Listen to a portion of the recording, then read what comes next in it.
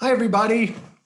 I'm Rick Zeiser. I'm the Dean of Admission at the University of Hartford, and I want to thank you for sharing a little bit of your evening with us on a topic that is certainly timely, but also light and, you can sit back and relax and hope you'll go away with something helpful and useful.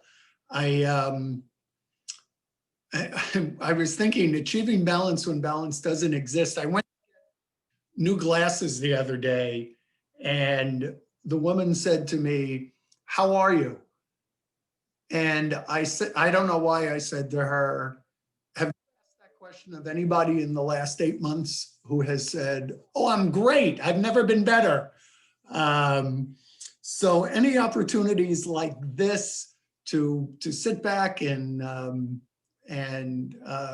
share some thoughts from us to you and from you back to us is a good thing. And I promise you, this will not be an admissions commercial for the University of Hartford from me. So our leader tonight is Jessica Nicklin, who is a professor well, she started as a professor in the psychology department. I really do remember the first time I met her, I think, which was in an orientation event when she was a new faculty member. And I have said to her on a number of occasions over the past 6 months, because it turns out that she is like one of our 2 or 3 chief COVID czars. If you have any questions about COVID, she's the person to ask. And I said, when you started here, did you ever think, and she cut me off and said, yeah, did I ever think I would be learning about wastewater and contact tracing and things like that? She didn't, but she is, I'll tell you, as a psychology professor, she's one of those professors that every kid wants to know which section is Dr. Nicklin teaching. And it's because of that that she has grown in her role at the university and become a leader of the community. And we're thankful for so many of the great things in the Center for Student Success that she has helped us achieve. But tonight, she's just Jess talking about finding balance where it doesn't exist. And Jess, I'll turn it over to you and stop talking.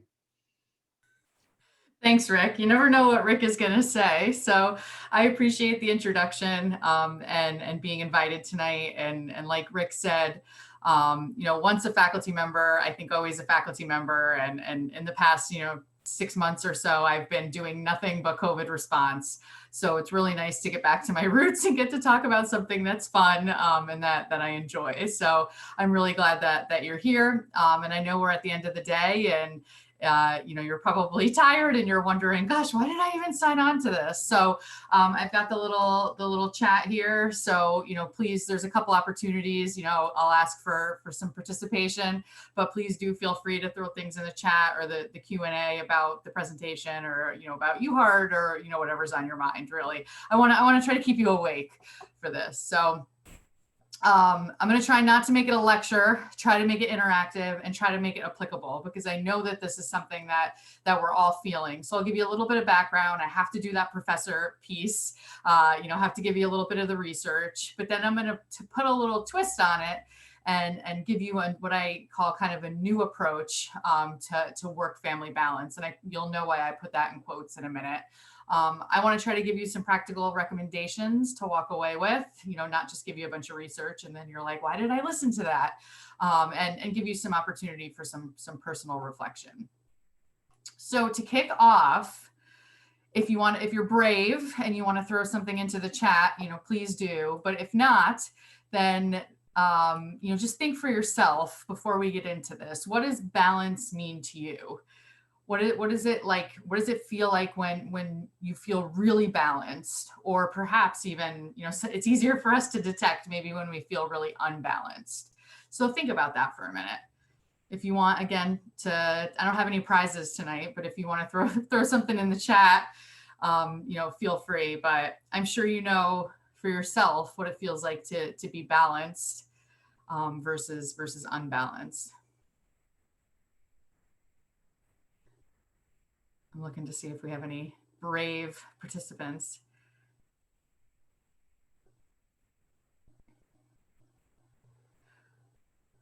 Well, this is certainly a time when we're experiencing a whole new array of demands on our time. We're stretching in a way that we never thought that we would or that we could. I know in your jobs, you're probably doing your work differently, hybrid, in-person, remote, doing the same for your own families, and trying to literally balance all of these new things. I did a presentation like this for Leadership Greater Hartford back in, I think, May. And it was like, right, at not the beginning of the pandemic, but things were still really, really rocky. And, to think, it's still relevant. We're still all working through it. Maybe we've adjusted a little bit better. But, it's just interesting to think about how things have evolved. So I have a 2.5-year-old and one on the way. Trying to balance all of this during the pandemic is certainly interesting. So think to yourself, when do you feel balanced and when do you feel unbalanced? What does that mean to you? So here's your research, and you'll see that I put work-family conflict, work-family balance, but I also put in parentheses life, because I think that all of this applies to you. And in fact, it applies to your students as well. So I've done some research on work school balance for college students, and work personal life and school personal life balance. So you don't have to have, a spouse and 2 kids and a white picket fence and a dog to experience these things.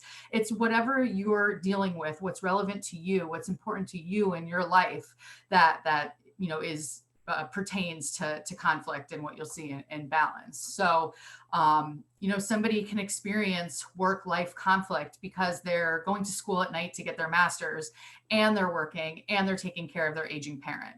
You don't have to have children to experience this. So when you're thinking of how this applies to yourself or how it could be useful to you, think about your own life and who do you consider your central unit or your people?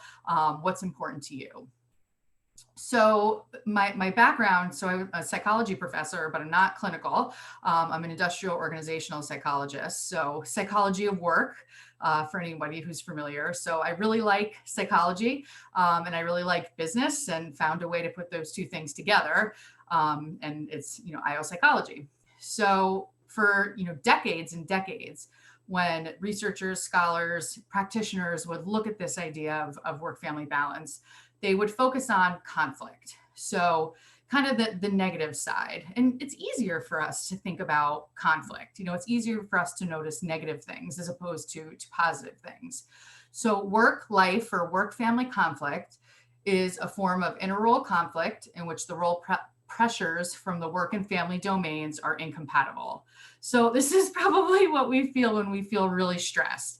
You're trying to get ready for work and you spill something on your shirt, and maybe, the dog has to go out and you have to get gas, and all of these things, these, different roles kind of come together and they're incompatible. So your work can interfere with your family, but your family can also interfere with your work. So work can interfere with life. You don't get to go to a party, or you don't get to go to a kid's soccer game because you have to work late. Or your family can interfere with your work. You have to call in sick because you have to take a parent or a child to the doctor. You have to take your dog to the vet. You have a personal responsibility that interferes with your work. And we know actually a lot about work-life conflict. Again, decades and decades of research have looked at ways to mitigate this, and to kind of reduce its effects. So not surprising, as you think about how this applies to you, work-life conflict leads to reductions in overall satisfaction with quality of life, with marriage, with family, with coworkers, with supervisors. So across the board, the more conflict you feel between your competing domains, the less satisfied you will feel.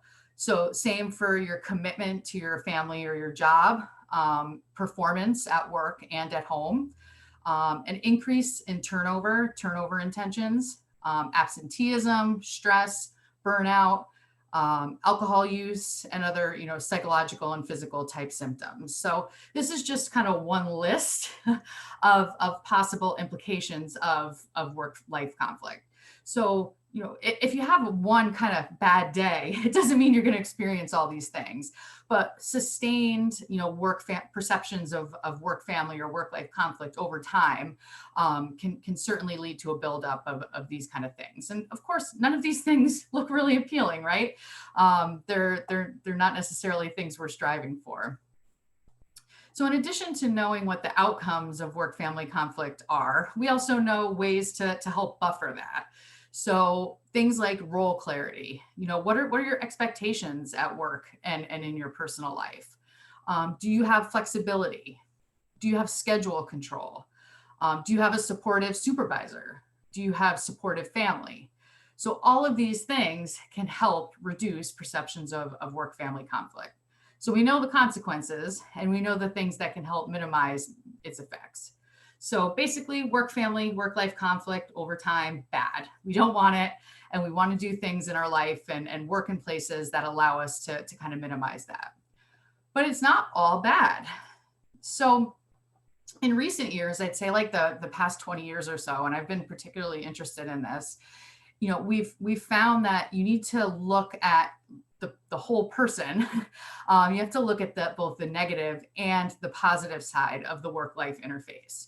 So having multiple roles isn't always a bad thing. Yes, we are competing for resources and time and energy, but it is also possible that having multiple roles actually enhances or enriches your other roles. So, for example, if you're a full-time employee, you're working in a school, but you're going to school at night to get your master's degree.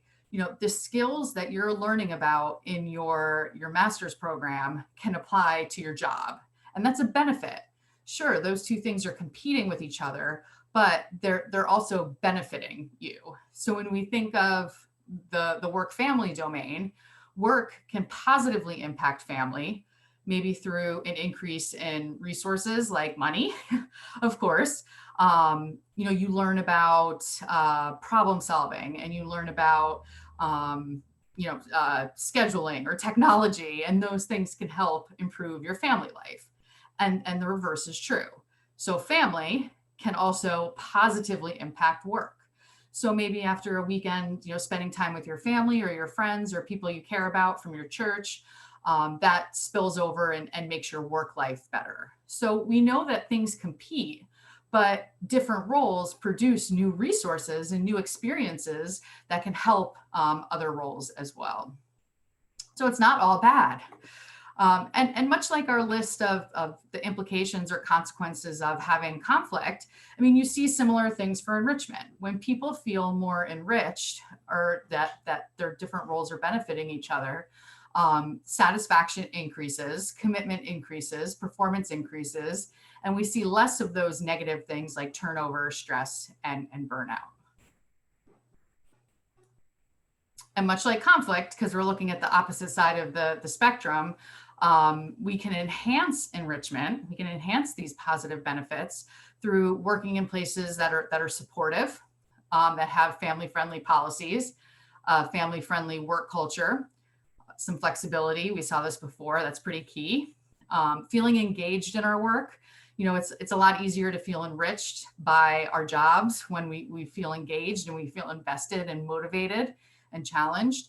And of course, support from the family.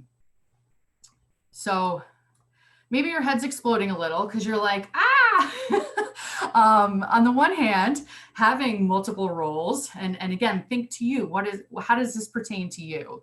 Do you have children? Do you have a spouse? Do you have a partner? Do you have parents? Do you have siblings? Do you have friends? Do you have a community, neighbors, church, animals, whatever it is that's important to you? Think about how this applies to you. So we know that conflict exists. It certainly does. That's easier to identify. And we know that it goes in both directions, depending on which roles we're thinking about. But we also know that there are positive benefits of multiple roles, and that's good. That helps us balance things out. So having multiple roles is actually a positive thing. Whew. So where does that leave us, right? So I'm not going to read all this to you, but these are just a couple of select examples of the definition of work-life balance. And if you are like me and you're ever attached to your cell phone, and you get articles that pop up, or you see things on Facebook or Instagram, or wherever you get kind of news or information, I'm constantly seeing little blurbs, and I included a few here. About how to improve your work-life balance, or women are suffering during the pandemic more than men, to establish work-life balance.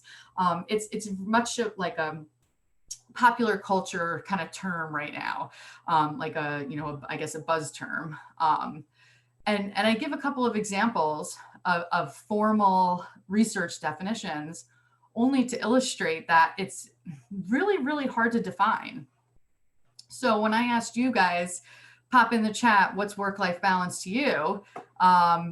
Maybe people were were nervous and or tired because it's the end of the day, but it's hard. It's hard to define it. So here's an example: overall appraisal of the extent to which individuals' effectiveness and satisfaction in work and family roles are consistent with their life values at any given point in time. Like, when I read that, what does that even mean? The extent to which an individual is equally engaged in and satisfied with his or her work and family roles. Okay, that one's a little easier to understand. But there is not a clear definition of what work-life balance or work-family balance really is. But it sure does pop up everywhere. So these were just a couple of examples, or a few examples of articles that I pulled. How to improve your work-life balance today. 6 tips for better work-life balance. Office tips for work-life balance in the COVID-19 age. Striking balance between work and family. And if you just go and text into Amazon or Google, or go to Barnes and Noble, I mean, these are just a few examples of books, literal books, about how to balance, how to juggle, how to achieve this goal of balance.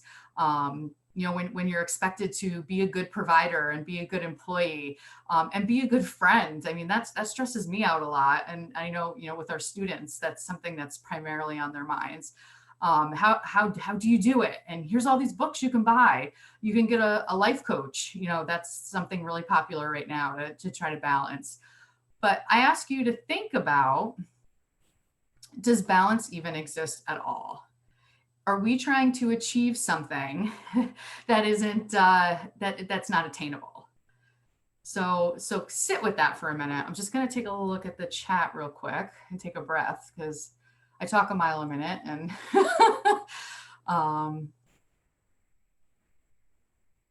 yeah, thank you, Lisa.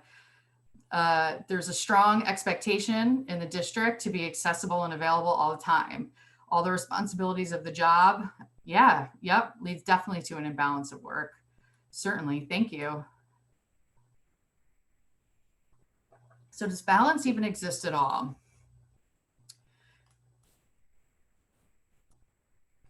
So some of the, I guess, holes in trying to achieve balance, and what some researchers and some popular leaders are starting to point out, is that trying to strive for balance is a zero-sum game. If one thing is up, that implies balance just by the sheer definition that something else must be down, right? So can you ever really win? Balance implies an equal separation. So if I asked you to draw out all the slivers of your life, or what's important to you right now, if you were truly achieving balance by definition, then all of those things should have an equal amount of your time. Or if we think of, a scale or a teeter-totter, you would want equal weight on each. And that's not really practical.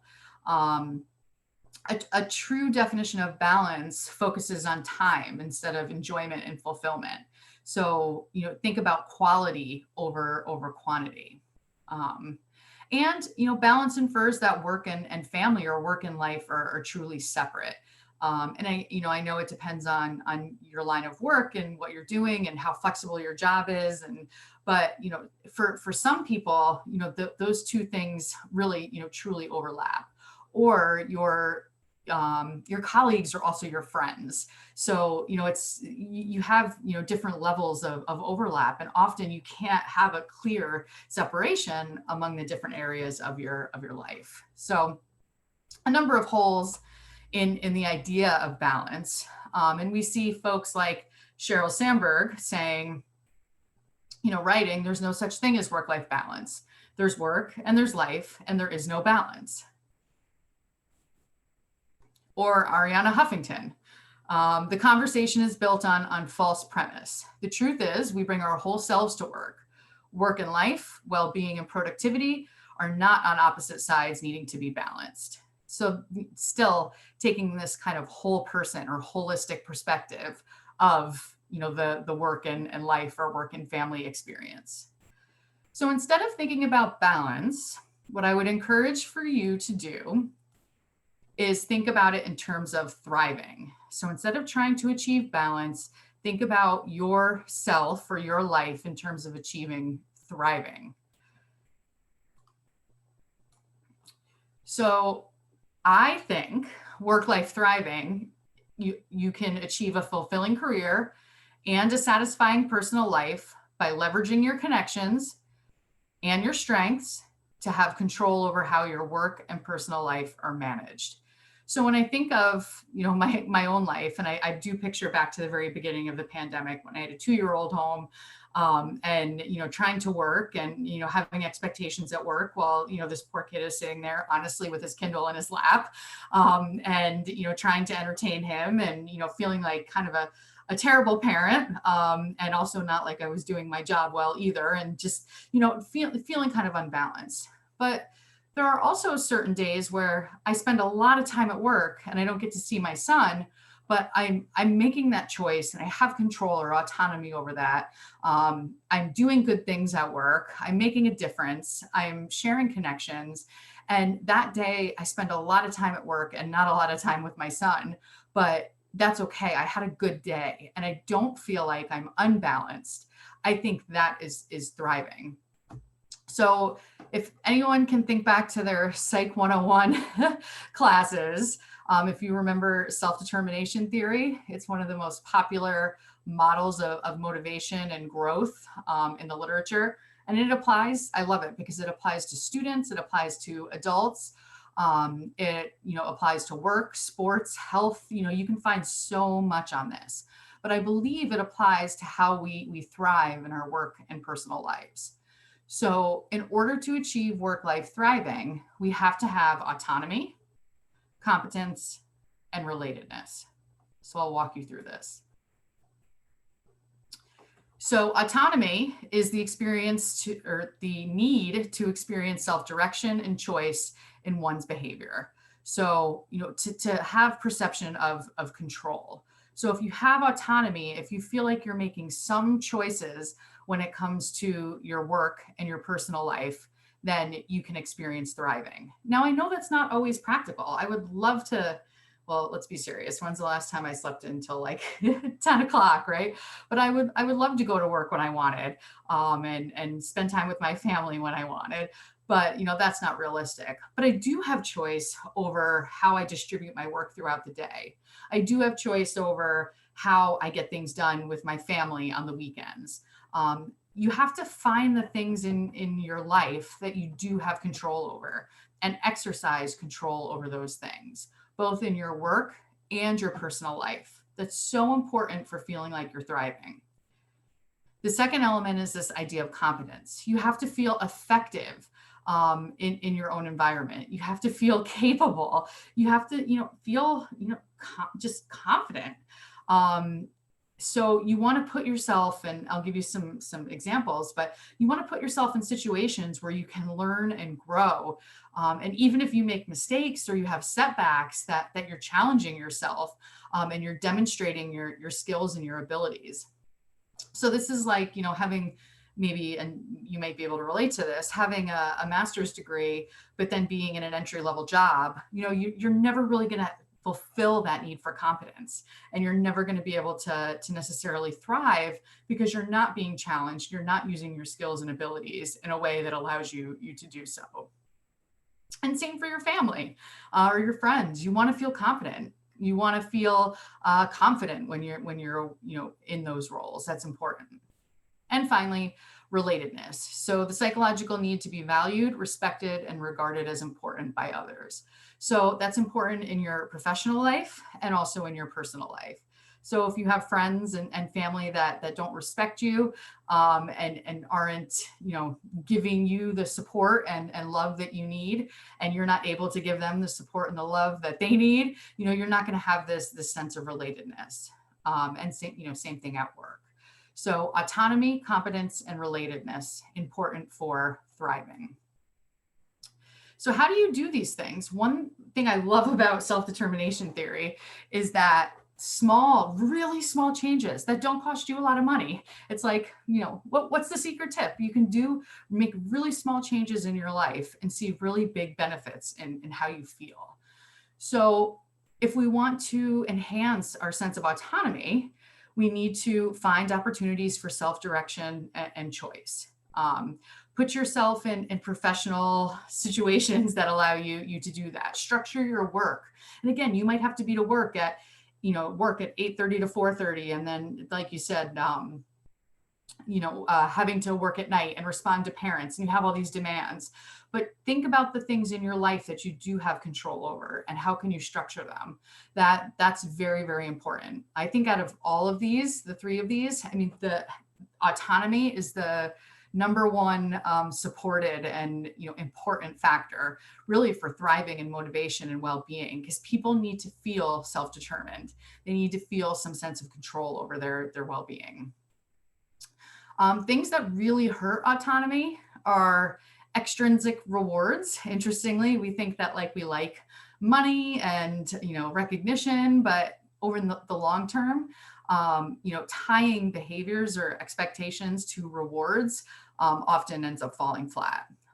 Threats, harsh deadlines, these things will all hurt autonomy. So competence, I kind of already said this, but if you want to enhance your feeling of competence, put yourself in situations that give you optimal challenge. Don't select things that are so hard that there's no way that you would ever be able to accomplish them. But give yourself a chance to learn and grow in both your personal and your professional life. And supportive feedback is very helpful as well. Limiting opportunities and demeaning evaluations hurt competence, of course.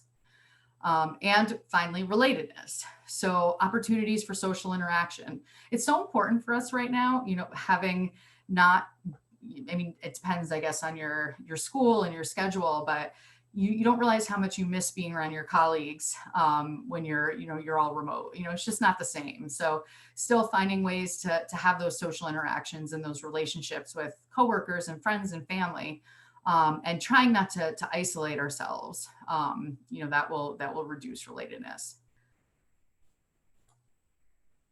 So if you take all of these things and you think about competence at work and autonomy at work and this feeling of relatedness at work, and then the same thing in your personal life, I don't think about it in terms of balance. I see it as your whole person, your whole self. And like when I described, and I hope you can, relate, you might have a day where, you don't think, maybe it's a Thursday and you don't think about work at all because you took a personal day and you spent it with your friends or your family or by yourself. That doesn't make you unbalanced. It just means that you're using your choice, you're using your competence and maybe even your relatedness in order to be able to choose to do that. It doesn't make you unbalanced. So think of the competence, the autonomy, and the relatedness in each of your domains and how they overlap to make you thrive. And again, the beauty of this is that you can think of, how does this apply to your own family? I'm always thinking of my own parenting with this, or my own relationships, or how I interact with coworkers, or students. So, it's very useful, with different types of people and in different contexts. So I always like practical recommendations.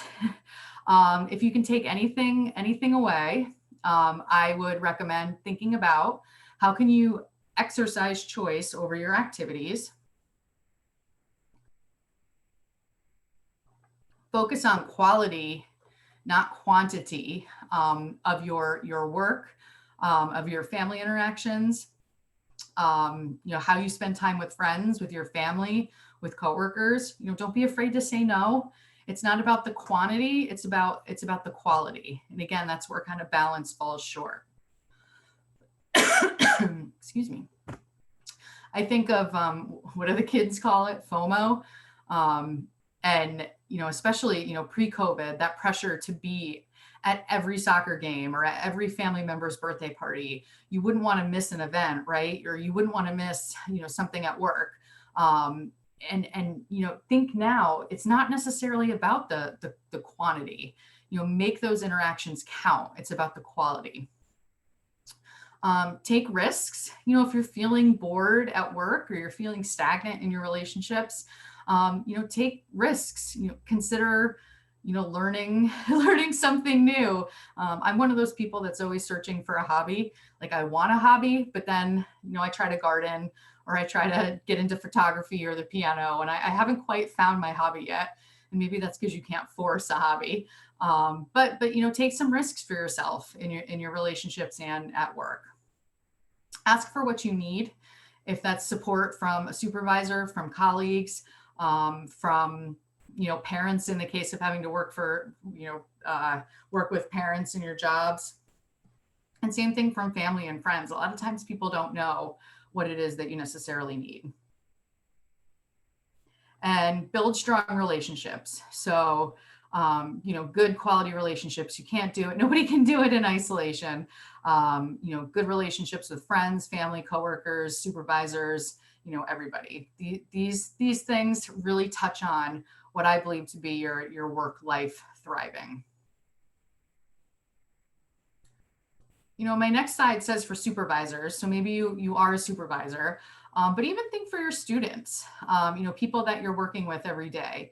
What are some things that you can do to help enhance others' autonomy, competence, and relatedness to allow them to thrive? So be autonomy supportive. Show your students or your coworkers that there are choices, there are options. You do have control, and try to support that.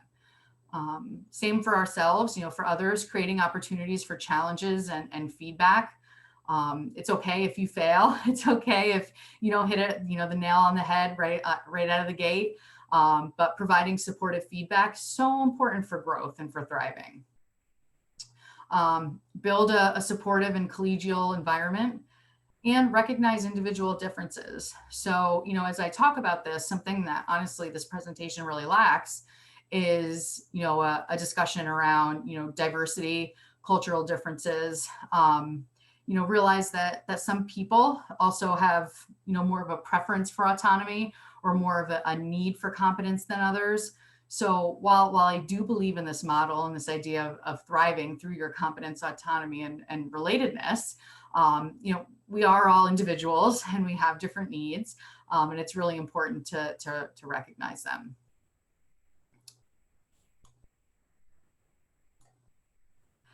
So my final slide for you, this is a little bit different, but I think it's so important, and it's something that I really try to practice myself. And I'm one of those people that it's kind of like wanting a hobby.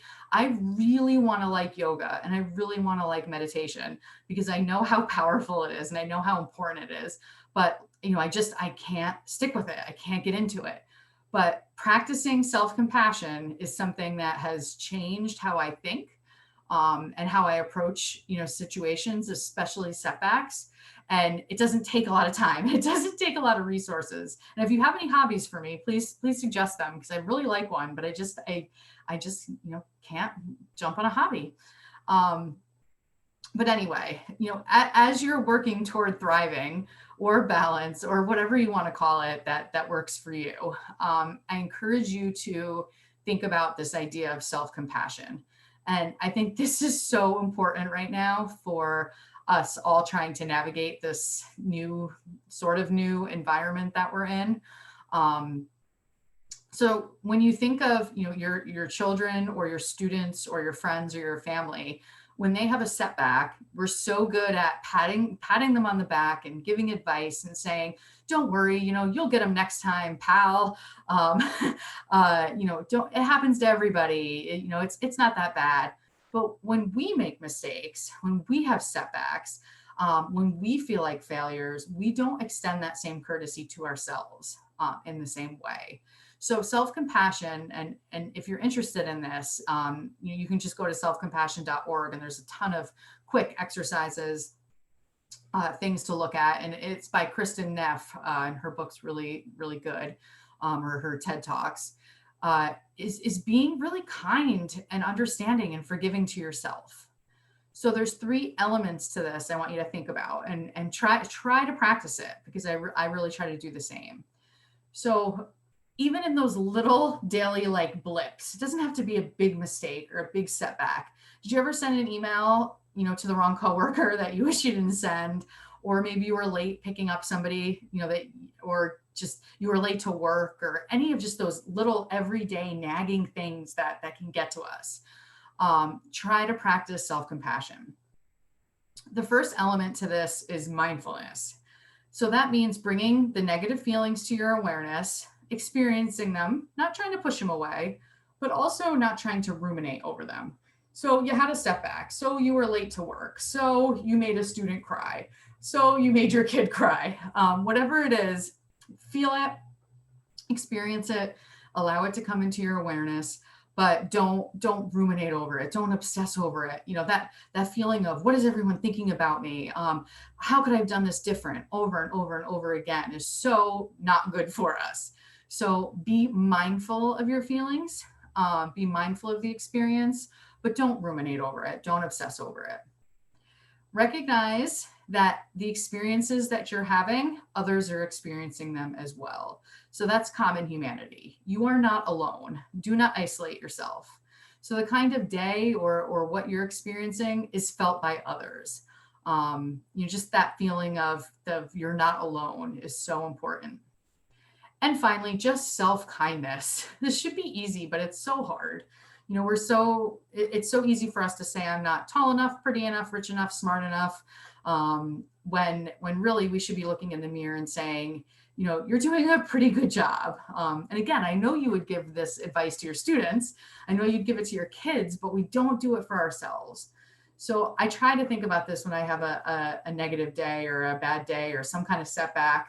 To be mindful, feel it, experience it, but don't ruminate over it. Realize that other people feel this way. I am not alone, and to just be kind to myself. So those 3 little things for somebody who admittedly cannot do yoga, cannot effectively meditate as much as I want to. I've really been able to integrate this into my own life, in addition to thinking about this competence, autonomy, and relatedness. And I think it's, pretty easy and effective. So if you're interested, definitely take a look. Whew. So anyone brave to write in the chat, anything that you think you can take away from tonight? How do you think you could lead or work or parent through the lens of work-life thriving? I'd love to hear, anything that you think is worth sharing. And I'm taking a look at the chat just to see what you guys were saying.